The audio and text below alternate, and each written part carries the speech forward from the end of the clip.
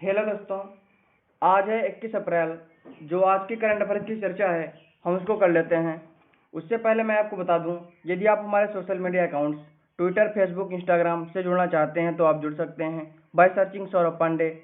तो आइए टॉपिक की शुरुआत करते हैं। देखिए, नासा के 2 किलो वजनी हेलीकॉप्टर ने हाल ही में किस ग्रह पर पहली उड़ान भरकर इतिहास रच दिया है? इसका जो राइट आंसर नंबर ए, मंगल ग्रह। देखिए, नासा के 2 किलो वजनी हेलीकॉप्टर ने हाल ही में मंगल ग्रह पर पहली उड़ान भरकर इतिहास रच दिया है। इस हेलीकॉप्टर ने 10 फीट की ऊंचाई पाने में सफलता पाई है। यह धरती छोड़ किसी दूसरे ग्रह पर किसी हेलीकॉप्टर की पहली उड़ान है।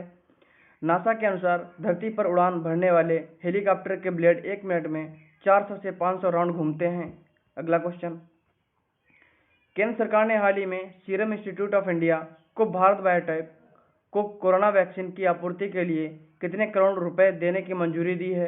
इसका जो right answer number D, 4500 crore रुपए।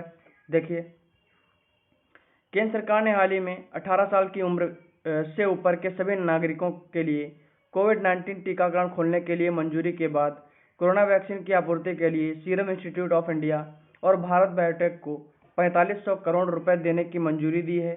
ये दोनों संस्थान सरकार को जुलाई तक SII 20 करोड़ खुराक की आपूर्ति करेंगे।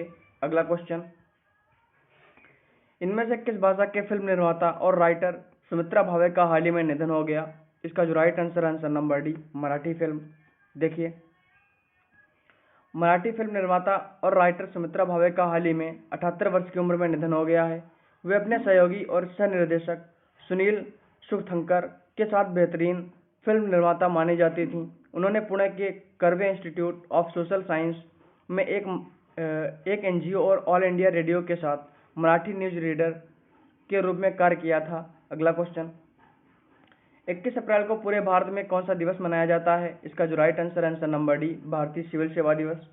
देखिए, 21 अप्रैल को पूरे भारत में भारतीय सिविल सेवा दिवस मनाया जाता है। सरकार ने वर्ष 2006 से हर वर्ष 21 अप्रैल को सिविल सेवकों को स्वयं को नागरिकों के लिए पुनर्समर्पित करने तथा लोक सेवा और कार्य में उत्कृष्टता के लिए यह दिवस मनाने की घोषणा की थी।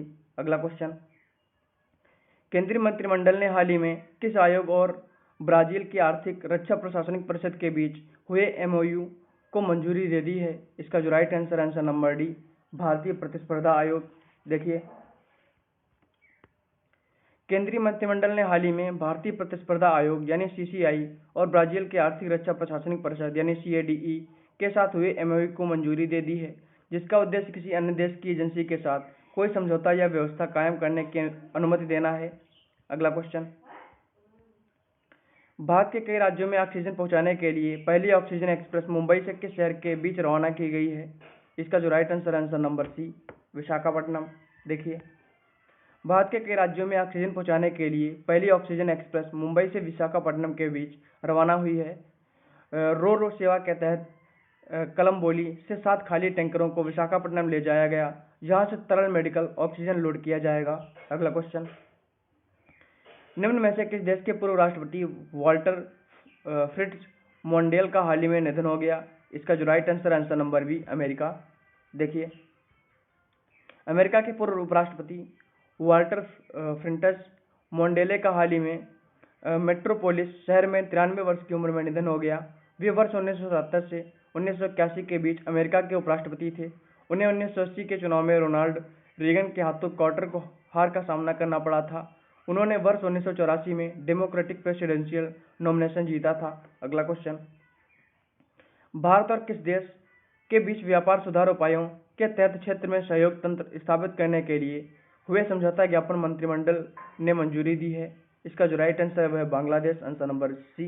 देखिए, प्रधानमंत्री नरेंद्र मोदी ने की अध्यक्षता में मंत्रिमंडल ने हाल ही में भारत और बांग्लादेश के बीच व्यापार सुधार उपायों के तहत क्षेत्र में सहयोग तंत्र स्थापित करने के लिए हुए समझौता ज्ञापन को मंजूरी दे दी है, जिसका उद्देश्य व्यापार उपचार में दोनों देशों के बीच सहयोग को प्रोत्साहन देना और सूचना के आदान प्रदान से संबंधित व्यापक गतिविधियों को शामिल करना है।